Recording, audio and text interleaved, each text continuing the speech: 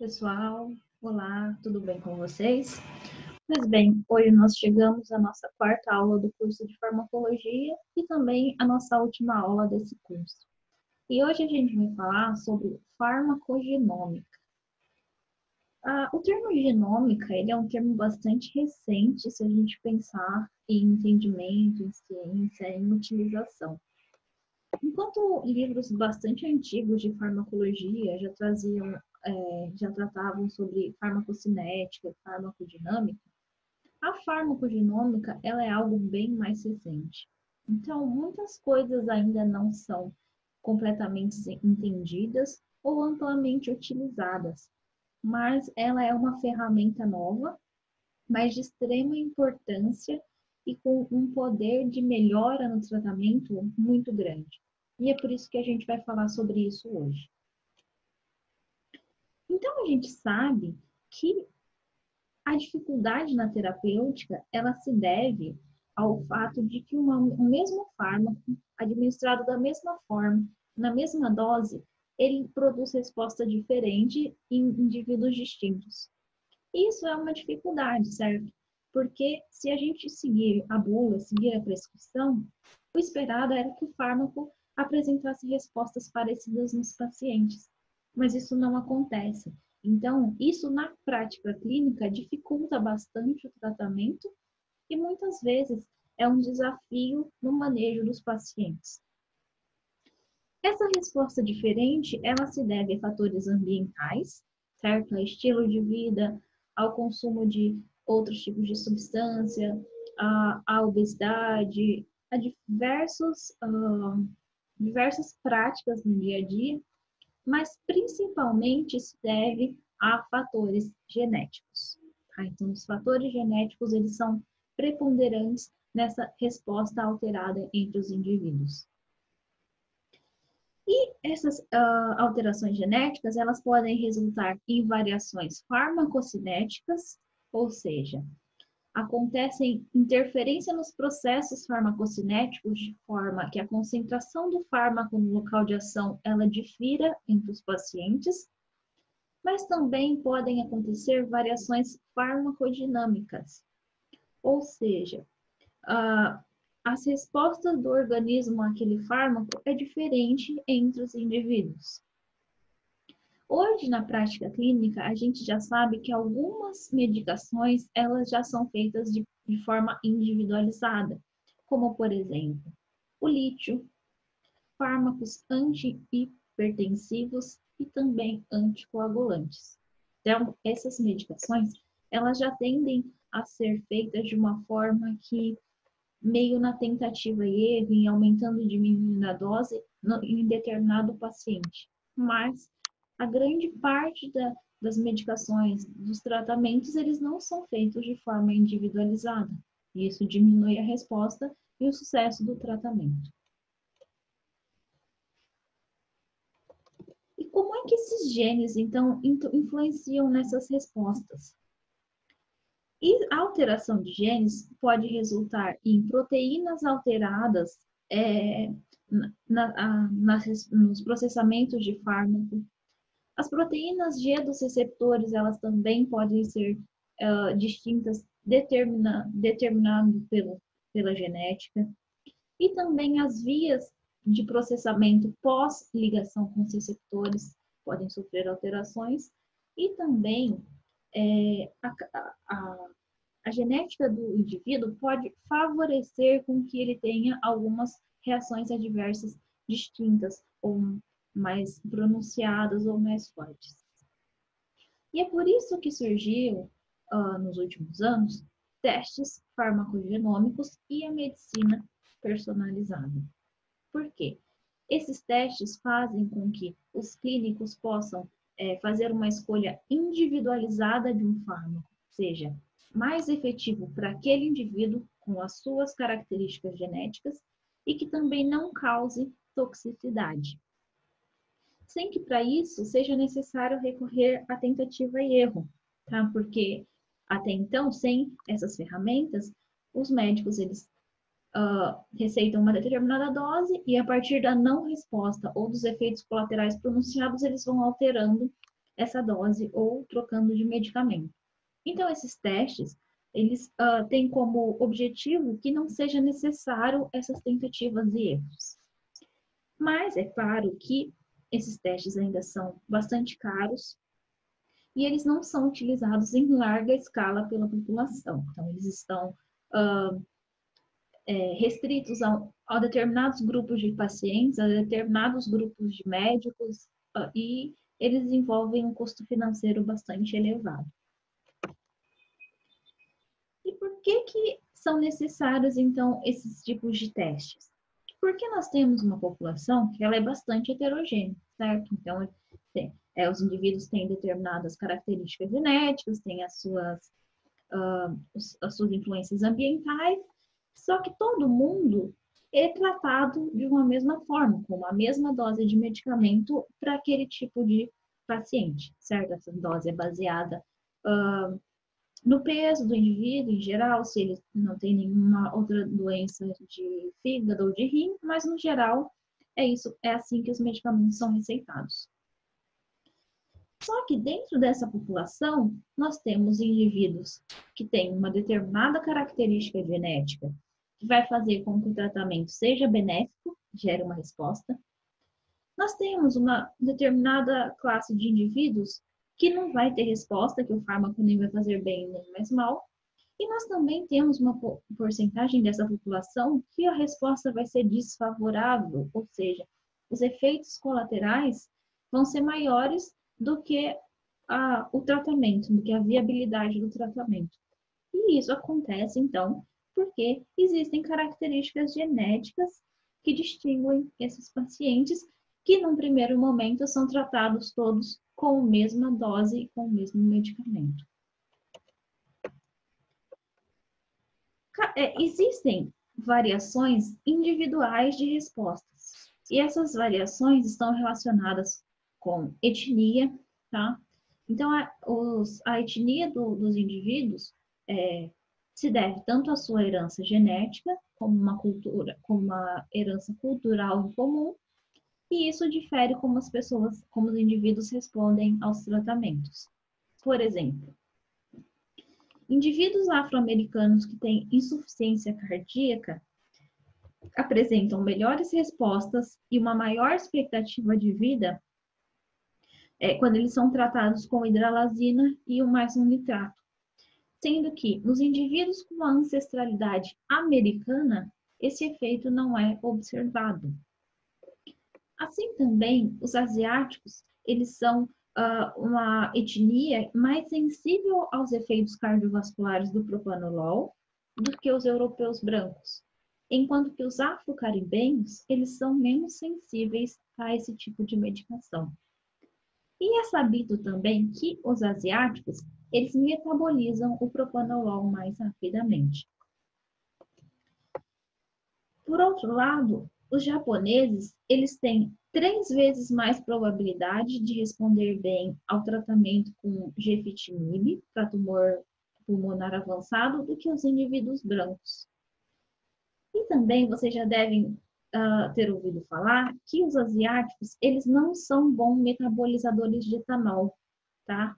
Então, eles têm uma metabolização distinta de etanol, de álcool. Então, eles produzem maior concentração plasmática de acetaldeído. O acetaldeído é um metabólito mais tóxico do álcool. Isso faz com que os asiáticos tenham ruborização e palpitação com a ingestão de bebidas alcoólicas, tá? Então, essas são variações que as etnias trazem na sua genética. Esses conhecimentos já ajudam no momento da prescrição de um tratamento, certo?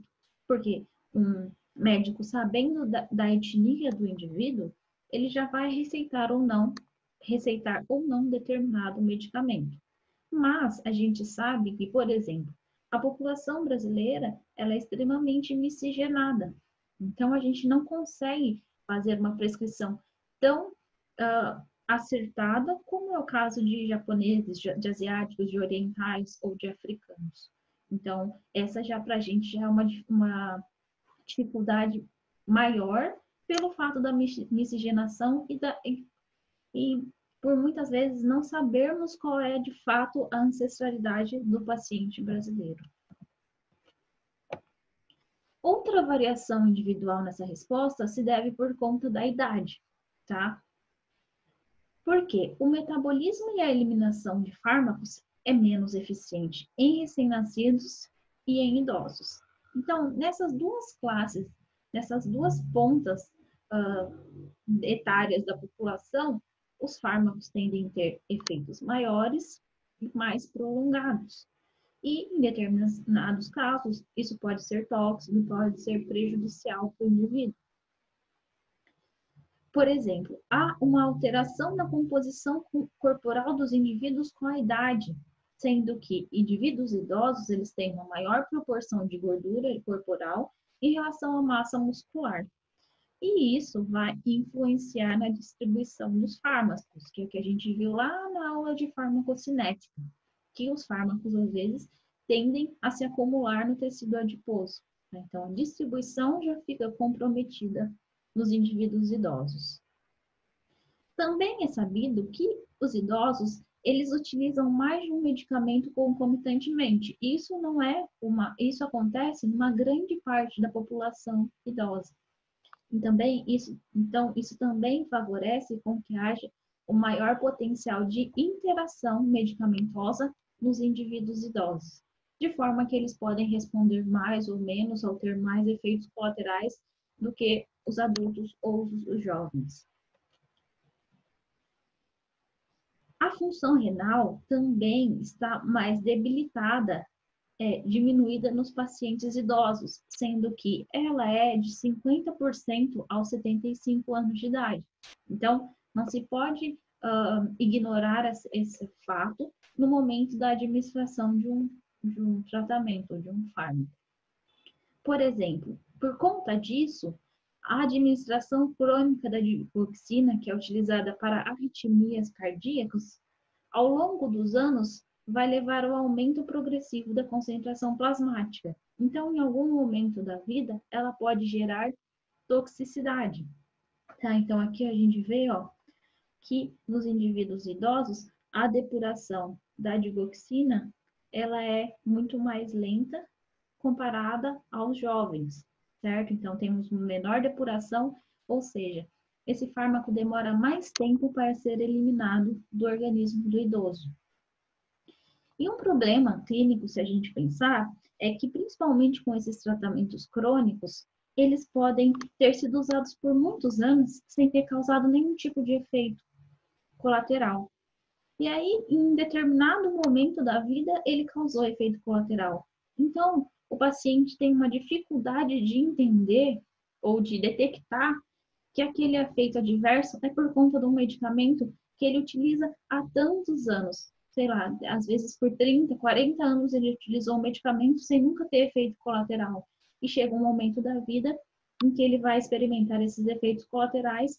Então, às vezes é difícil a compreensão e o entendimento de por que aquele efeito colateral naquele momento da vida. Então, a gente já sabe que se deve ao metabolismo e à eliminação dos fármacos que se acumulam ao longo do tempo. As enzimas hepáticas, elas também tendem a apresentar uma atividade reduzida com o avançar da idade. Isso favorece, por exemplo, ao aumento da meia-vida dos benzodiazepínicos, do Rivotril, como a gente já viu nas aulas anteriores. E isso vai causando alguns efeitos silenciosos que vão se acumulando ao longo do tempo, como, por exemplo, no caso dos benzodiazepínicos, resultando numa piora cognitiva. Então, o paciente pode tender a ficar mais esquecido, pode não se dar tão bem em atividades cognitivas, até muitas vezes se assemelhando à doença de Alzheimer. Mas não, isso acontece porque a meia-vida do diazepam, benzodiazepínico, com a idade, vai aumentando. Então, esse fármaco ele tende a ficar mais tempo agindo no organismo de pessoas idosas. Do outro lado da linha etária, nós temos os recém-nascidos. Então, a gente já viu que neles também os mecanismos de metabolismo e de eliminação estão reduzidos, tá? Por exemplo, nos recém-nascidos prematuros, a função renal é de apenas 20%. Então, antibióticos como a gentamicina têm uma vida muito maior, uma meia-vida muito maior nesses indivíduos prematuros do que num bebê a termo, ou então no adulto. Então, nesses casos, a prescrição de medicamentos como esse antibiótico, ele precisa ser em doses reduzidas ou então de forma espaçada, para evitar a toxicidade nesses bebês prematuros. Outro exemplo é a morfina, que ela não pode ser utilizada como anestésico no parto, porque ela é uma molécula bastante lipossolúvel, que vai atravessar a placenta. Então, ela vai atingir os fetos, sendo que a morfina não é metabolizada pelos fetos. Então, se ela fosse utilizada como anestésico, ela poderia gerar uma depressão respiratória prolongada no recém-nascido. Então, poderia levar esse indivíduo à morte. Então, é por isso que a morfina não é utilizada nessa situação. Os indivíduos recém-nascidos, eles também apresentam uma baixa atividade das enzimas metabolizadoras, tá? Então, por quê? Porque os órgãos dos recém-nascidos, eles não estão completamente funcionais. Eles vão amadurecendo ao longo da vida até atingir a sua função plena. Então, o fígado ainda não é capaz de metabolizar completamente diversos medicamentos ou diversas substâncias. Por conta disso, há uma baixa conjugação com proteínas, uma baixa conjugação pelas enzimas hepáticas e altas concentrações plasmáticas de fármaco. Então, nesse caso, nós temos duas situações importantes e bastante sérias, que é o kernicterius, que é quando os níveis de bilirrubina nos recém-nascidos fica muito alta. Por quê? Porque o fígado desses indivíduos ainda não é capaz de processar adequadamente a bilirrubina. E a gente sabe que níveis aumentados de bilirrubina fazem com que os bebês fiquem amarelinhos. Então, é bastante comum bebês ictéricos com icterícia ao nascer. Só que eles precisam ser rapidamente tratados nessa situação para impedir que essa bilirrubina chegue ao sistema nervoso central e comprometa as áreas encefálicas, que pode ser fatal se não remediada a tempo. E também acontece a síndrome do bebê cinzento, que é quando a utilização materna de cloranfenicol. Tá? O cloranfenicol é um antifúngico, que quando é utilizado pela mãe, atravessa a barreira e deixa o bebê cinzento. Então, ele se deposita nos tecidos desses bebês por conta de não ser metabolizado corretamente pelo fígado. E nesse caso também precisa ser imediatamente parado o tratamento e muitas vezes esses bebês eles precisam até fazer uma diálise para que retire da sua circulação esses níveis aumentados dessa substância. Outra situação que altera muito a resposta a fármacos é a gravidez. Na gravidez, as mulheres apresentam alterações fisiológicas que influenciam a distribuição dos fármacos tanto para as mães quanto nos fetos, tá? Então, todo mundo sabe que muitos medicamentos eles não podem ser utilizados na gravidez porque eles vão atravessar a barreira e vão chegar nos fetos e isso pode ser extremamente prejudicial para o desenvolvimento do feto. Na gravidez, por exemplo, as mães apresentam uma redução da concentração plasmática de albumina, aumento do débito cardíaco e um aumento da eliminação renal de fármacos. Então, isso mostra que, muitas vezes, a dose de fármaco utilizada na gravidez, ele precisa ser reajustado, porque a resposta vai estar alterada por conta dessas alterações naturais, fisiológicas durante a gravidez. Nós já vimos também que a placenta, ela permite a passagem de fármacos lipofílicos, mas não hidrofílicos. Então, muitos fármacos administrados para as mães vão chegar até o feto.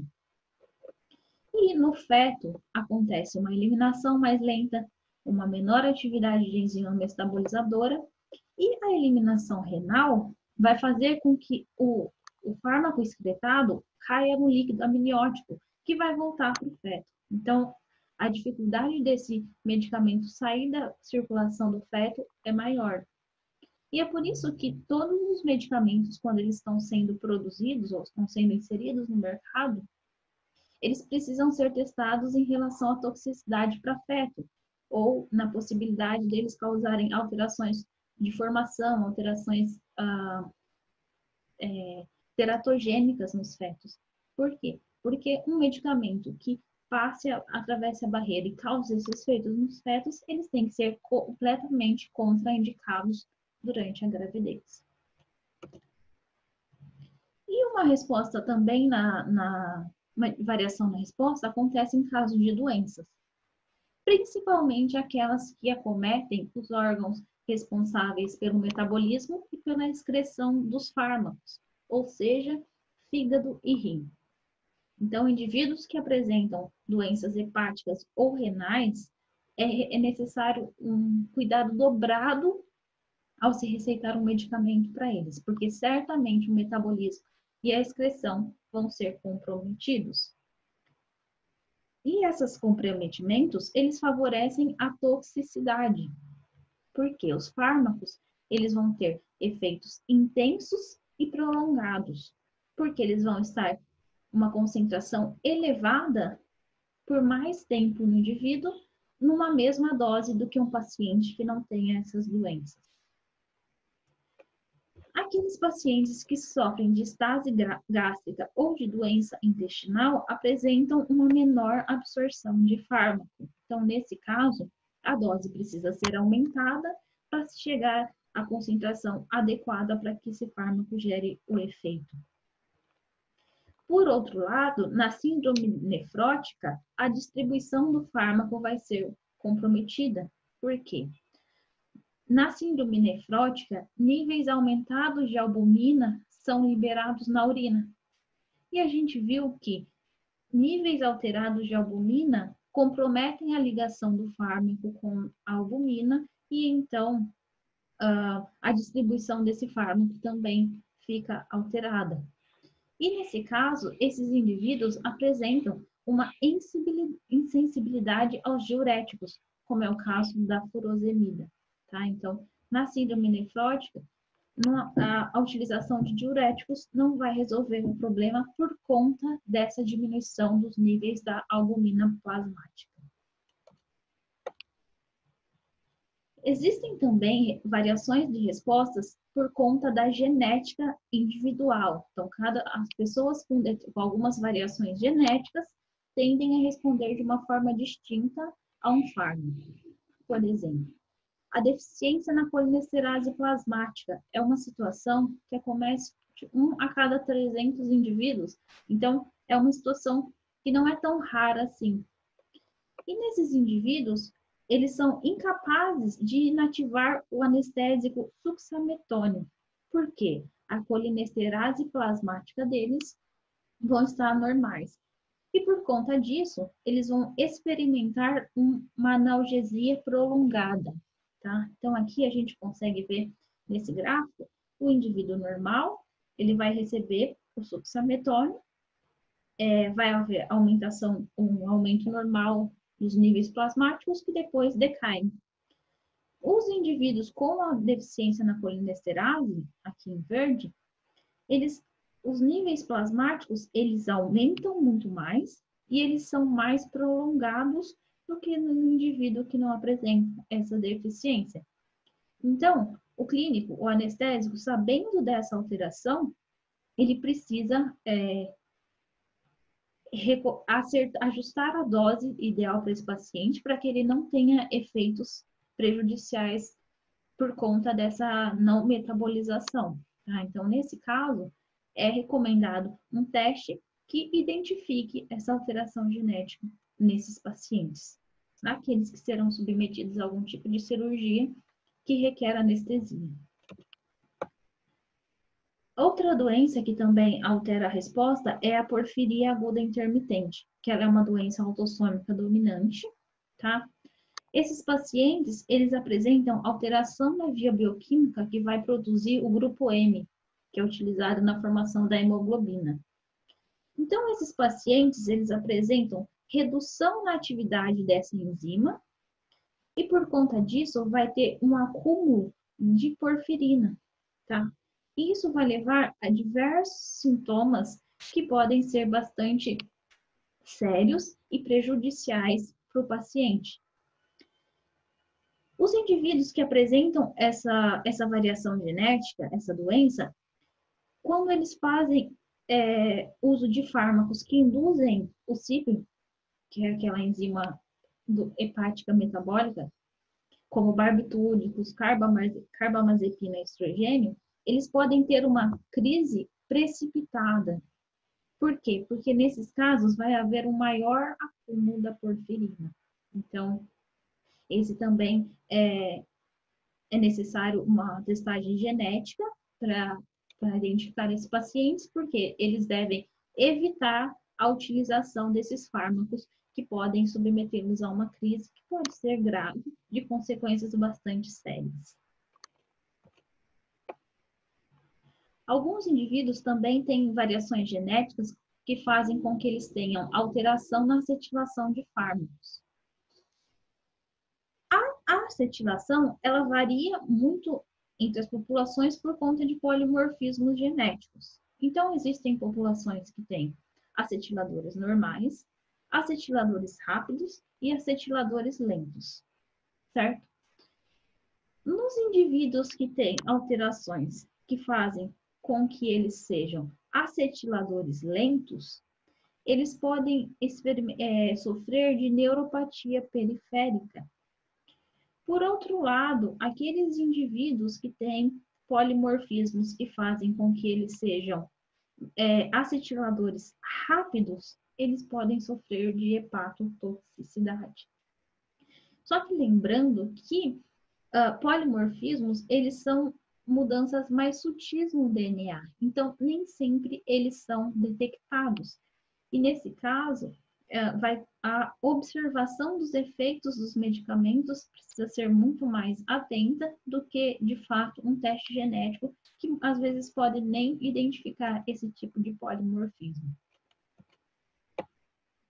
Existem também alterações genéticas que fazem com que indivíduos sejam mais suscetíveis à ototoxicidade por aminoglicosídeos, que são antibióticos. Então, indivíduos que perdem a audição pela utilização de um antibiótico. Essa situação, ela é transmitida por um gene mitocondrial, ou seja, as mães que transmitem para os filhos. Na China, a mutação no gene que causa essa situação, ela é responsável por 30 a 60% da ototoxicidade.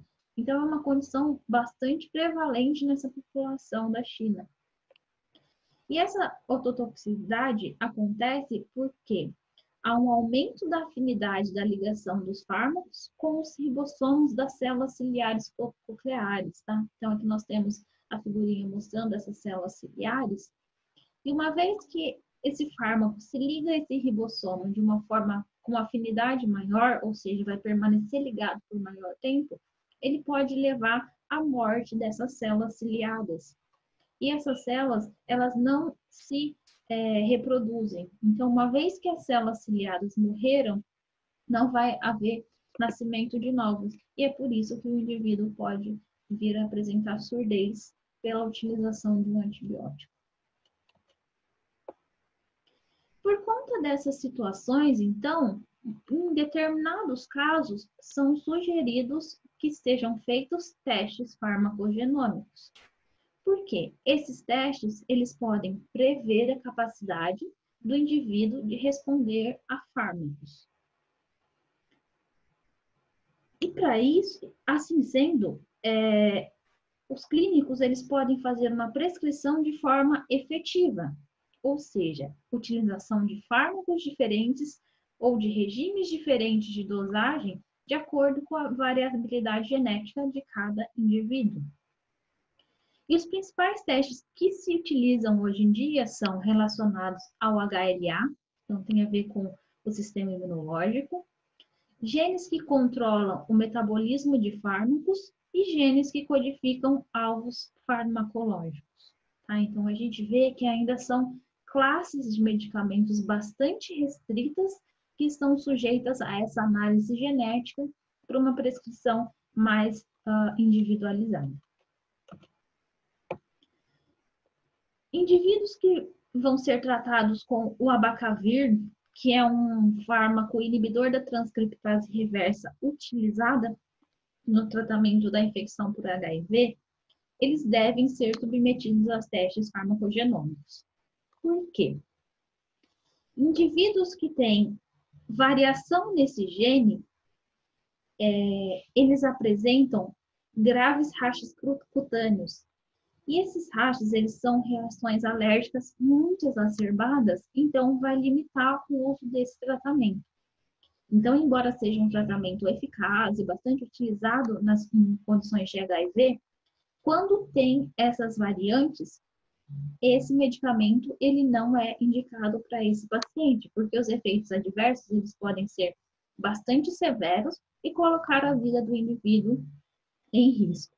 Tá? Então, aqui a gente vê a representação desse gene com a variante, de forma que o fármaco vai se ligar nessa variante e vai gerar efeitos adversos, ao invés de ser um tratamento efetivo no caso do HIV. A carbamazepina, que é um anticonvulsivante, ela também precisa ser prescrita com base num teste genético. Por quê? Mutações nesse gene, eles também levam a reações adversas de rachas cutâneos que podem ser potencialmente fatal. E essas mutações, elas são quase que exclusivas em asiáticos, mas as pessoas precisam ser testadas porque você não pode receitar um fármaco que em determinadas populações podem colocar a vida do indivíduo em risco. Tá? Então, aqui nós temos uma imagem mostrando que, no caso desses rachos, pelo uso da carbamazepina, eles formam bolhas que podem acontecer tanto na parte externa quanto interna do indivíduo. Há um desprendimento da epiderme, da derme, então esse desprendimento forma essas bolhas, e também isso acontece na região da boca e dos genitais, ou seja, em áreas internas, o indivíduo pode experimentar esse tipo de reação adversa que pode colocar a vida dele em risco. E a mesma coisa, e a fenitoína, que também é um anticonvulsivante, também pode gerar esses efeitos nesses indivíduos mutados. Então, ressaltando a importância desses testes genéticos nos indivíduos que farão uso desses fármacos. A varfarina, que é um anticoagulante, ela também tem resposta modulada baseada no perfil genético dos pacientes. Então, polimorfismo que acontece em dois alvos onde a varfarina age, que é no VCOR e no CIP, a resposta vai ser aumentada ou diminuída, tá? Então, aqui a gente vê que polimorfismos que acontecem nessa enzima, eles podem favorecer ou não o efeito anticoagulante da varfarina. Assim como essa isoenzima do CIP, quando mutada, ela pode fazer com que o metabolismo seja acelerado de forma que tenhamos um metabólico inativo e, portanto, uma resposta diminuída, assim como uma menor metabolização e o fármaco ativo seja disponível por mais tempo no organismo. Então, também é uma situação no qual o teste farmacogenômico ajuda na prescrição da dose ou na opção por utilização de outro tipo de medicamento. E os testes farmacogenômicos, eles são muito utilizados em pacientes em tratamento oncológico. Então, é bastante comum que sejam feitas análises genômicas individuais antes de se iniciar um tratamento de câncer.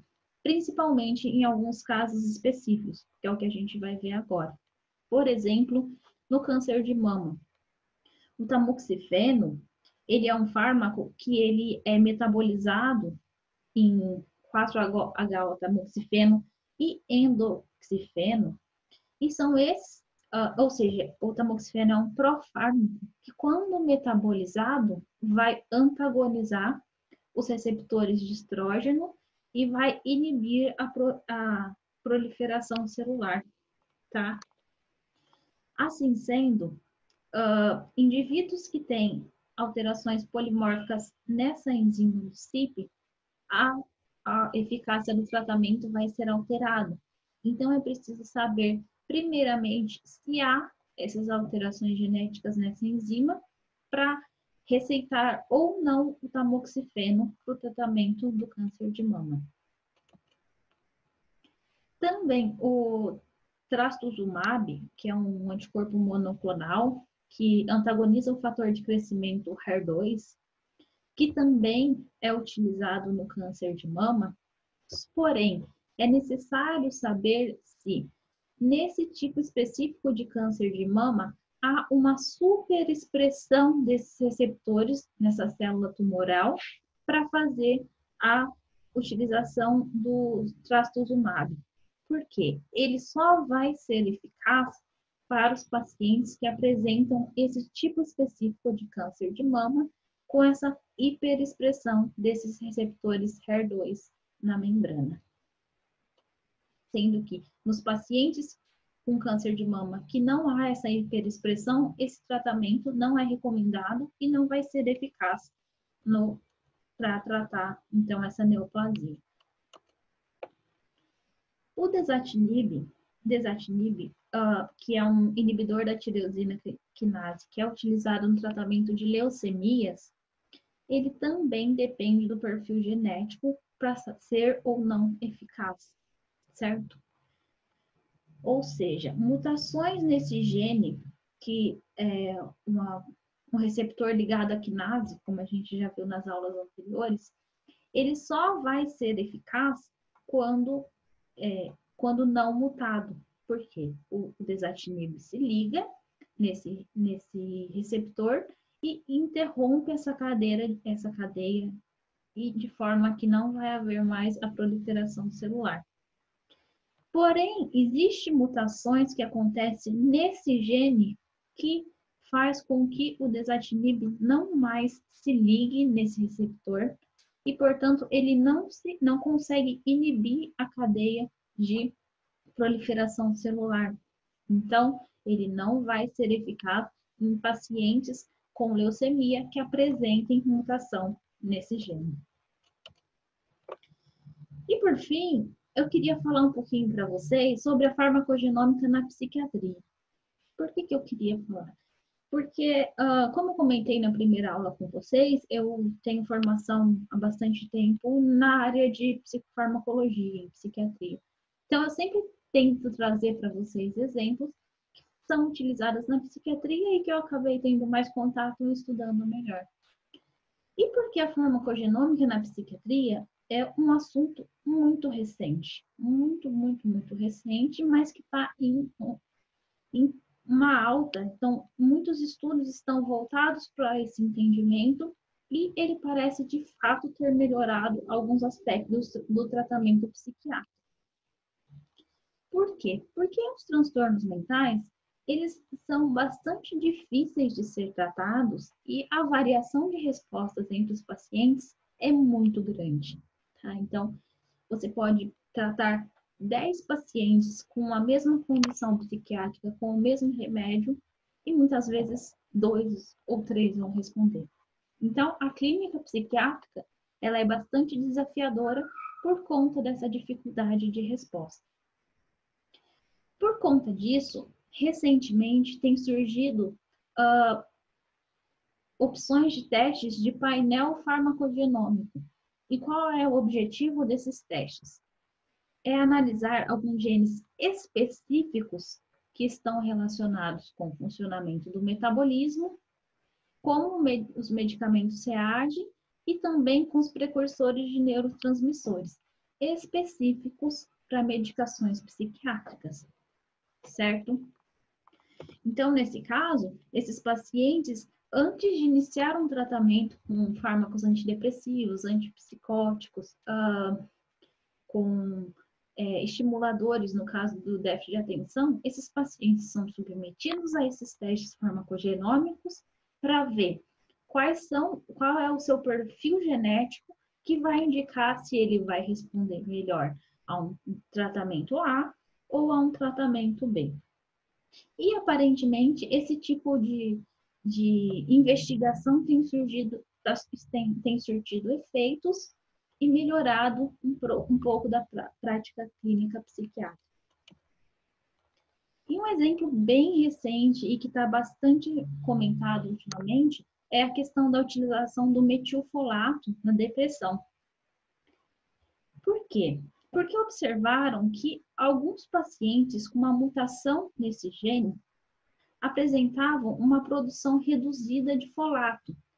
E o folato é um precursor importante para a produção de neurotransmissores, principalmente de dopamina, de noradrenalina e de serotonina.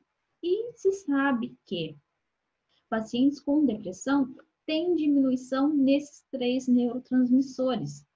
Então, após observar essas mutações, os clínicos passaram a fazer um tratamento adjuvante com metilfolato em pacientes com depressão. O que é um tratamento adjuvante?